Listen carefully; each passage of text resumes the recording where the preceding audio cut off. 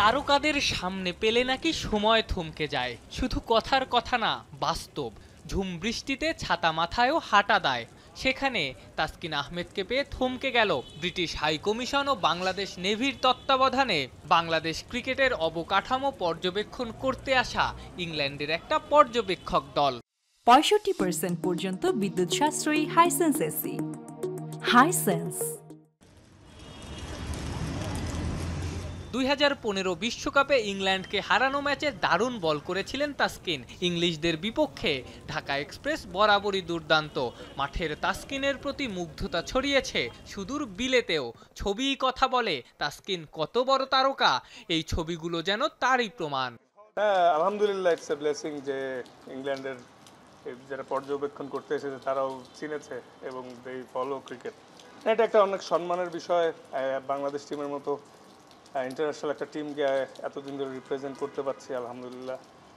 অবশ্যই সম্মানের। আল্লাহ যাতে আরও তৌফিক দেয়, আপনারা দোয়া করেন আমি যাতে আরও অনেক বছর সার্ভিস দিতে পারি এবং সম্মান আরও উপরে নিতে পারি।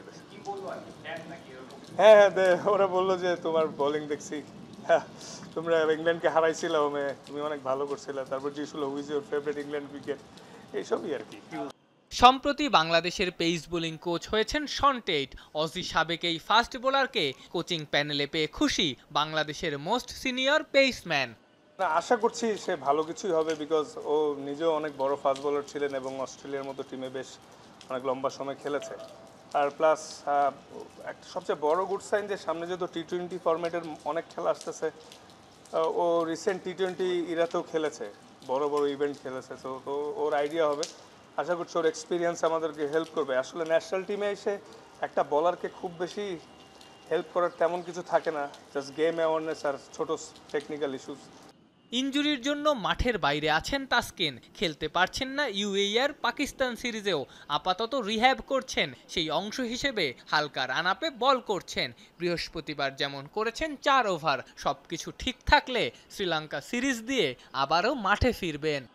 কবে ব্যাক করব এটা তো পার্টিকুলার ডেট বলাটা ডিফিকাল্ট, বাট সোফার যেটা আমাদের টার্গেট, ইনশাল্লাহ সামনে শ্রীলঙ্কা সিরিজ থেকে। আফনান পিয়াল, যমুনা স্পোর্টস, ঢাকা।